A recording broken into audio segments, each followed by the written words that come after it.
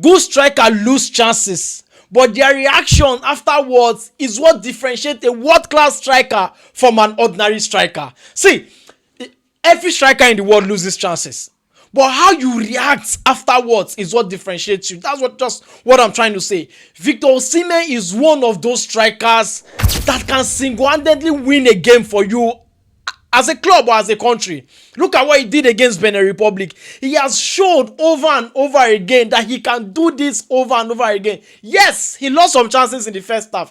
Yes, he lost some chances, especially at the death of this match. Nigeria has no business taking this match into extra time, knowing fully well that there's another match in the next 3 days, against either Congo or Cameroon. But we have to give it to Victor Osimhen. In fact, we have to give it to majority of the Super Eagles players who did very, very well today, and I'm going to name a few of them. But kudos to Victor Osimhen for picking up himself after losing that all-important chance to win the game for Nigeria. It was looking like it was dead and buried for him, or he's not going to get any other chance. But he did what Osimhen usually do. Remember, he has gotten 6 goals in the UEFA Champions League in 3 games. Bringing that form back to the national team is a very, very good one for the Super Eagles. Congratulations to the Super Eagles of Nigeria, who march forward to the next game in the African continent, to win, also to qualify for the for the FIFA World Cup. Now, this game was a game of mixed feelings.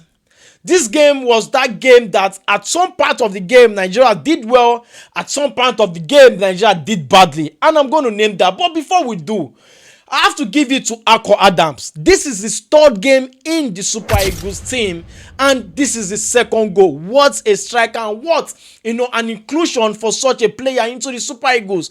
His debut against Lesotho, he got a goal. He didn't get a goal against Benin Republic, and today he got another goal against Gabon. That is a very good one, to start your career, in the Super Eagles team. Another player who got a goal for the Super Eagles today is Ejuke. After 4 years of missing, of him not being called up since 2021, he has not been called up for the Super Eagles. He got a goal today. What a take from him, and what an assist from Ndidi as well. Some players really, really impressed today. But let's start with this. The first half was a controversial one. So many controversies. The handball for Nigeria that was supposed to have been given, as a penalty. A lot, of course. Victor Osimhen's own. Also, the referee in the first half was shambolic. The referee in the first half was not that kind of officiating we wanted. But it is what it is.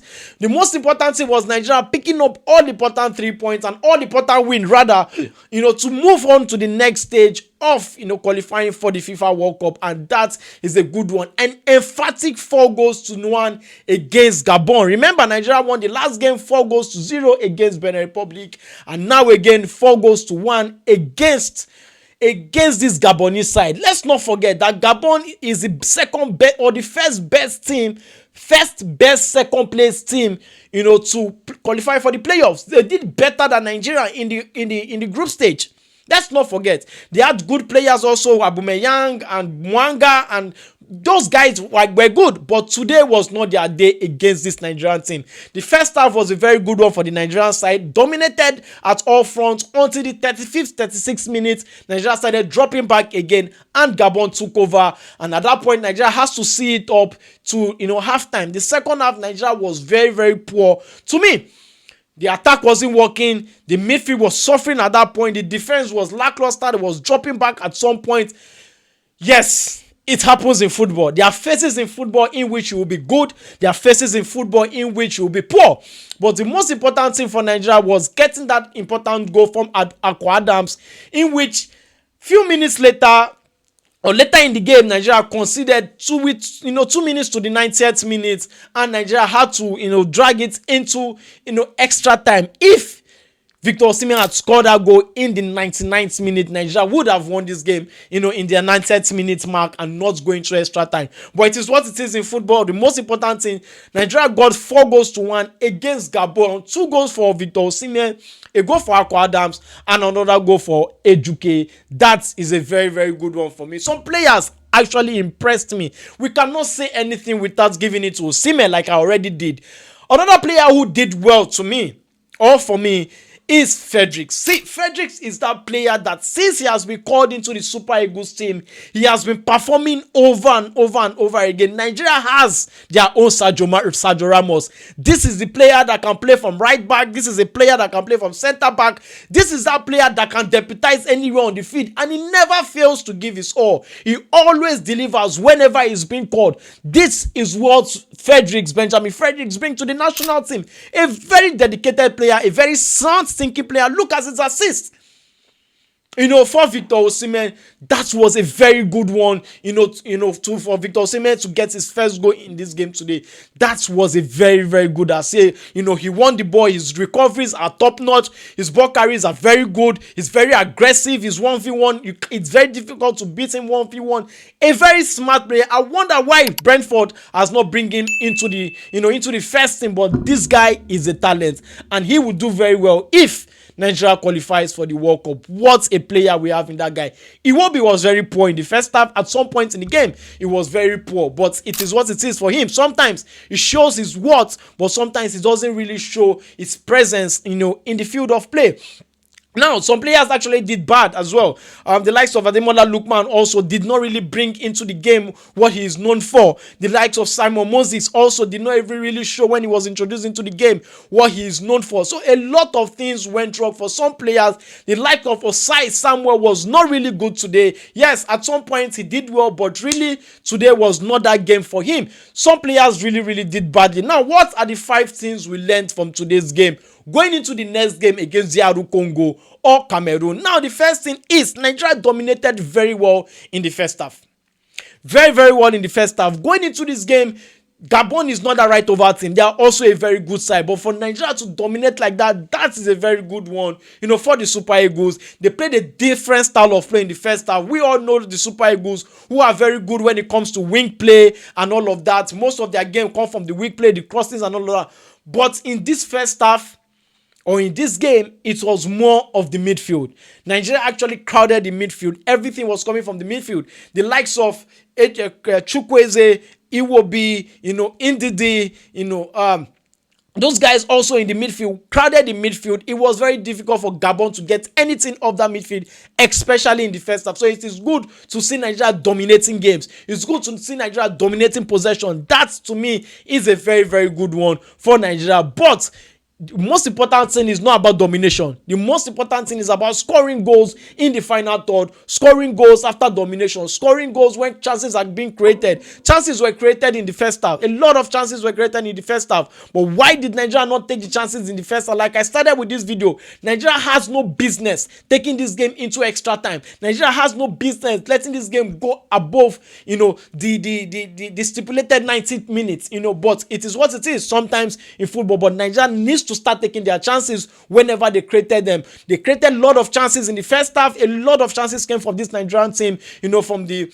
Ademola Lookman to the Osimhen to the Wobis to every guy, Chukwueze and the rest. Akor also in the first half, but the Super Eagles was not able, to take their chances in the first half. Another thing we learned in this first half was no much chances was created for the striker in the first half. Also in the second half.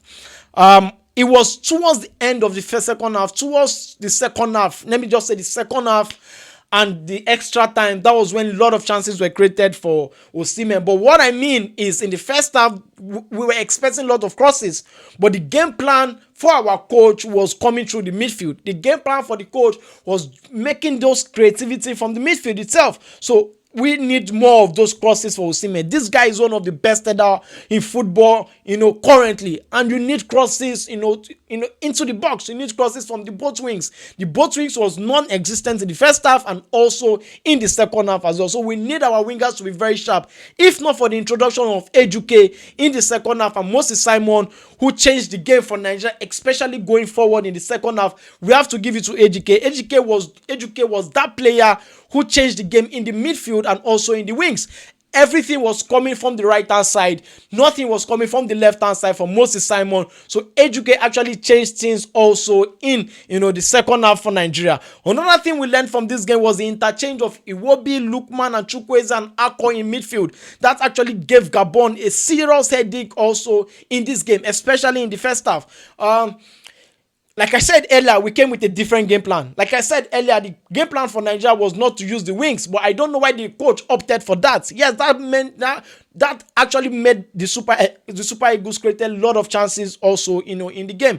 But the second half, we needed a lot coming from the wings, which we got just a few. Another thing we learned also in this game, in the second half, there was lots of concentration, tired legs.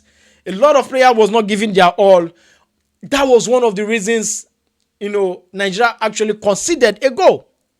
Now, after scoring a goal, you have few minutes to go. At that time, your concentration level has to be very, very high. Everybody needs to be on their front foot, winning the first balls, winning the second balls. At that point, you need to be defensively solid, defensively disciplined, and also attacking wise as well. When it comes to taking your chances up front, you need to take your chances. Like I said, and I will continue saying, Nigeria has no business taking this game into extra time, if not for that late miss for Osimhen. But considering that goal, yes, it's a deflection, it's gonna happen. But Nigeria was not supposed to concede such a goal, in this game, because the Gabonese side did not throw a lot into this game. Are we going to talk about the officiating also in this match? The officiating was very poor.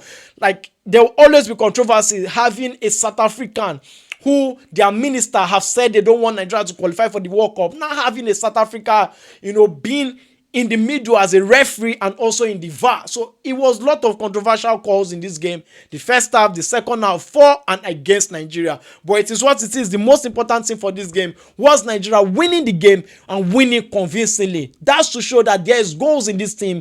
Nigeria can score goals and also Nigeria can also defend. So let me know what you think about this game.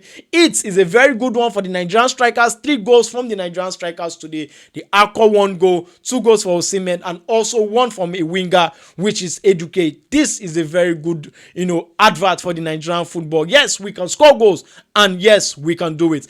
Another game against Cameroon or Congo in the next match. If Nigeria wins that, Nigeria goes through to the continental playoffs to play any of those teams that we might face, to stand a chance to qualify for the FIFA World Cup. It will be 6 teams. And 2 teams will qualify in the continental playoff. So we just need to take the game one step at a time. And I believe Nigeria can qualify if these guys keep fit, play better, and be disciplined and also defensively solid. Let me know what you think about this game. Share your thoughts in the comment section. Hit the like button, subscribe to this channel, hit the notification bell. Until I come your way again next time, don't forget to subscribe. I remain your boy Mike Way. Stay cool. Cheers.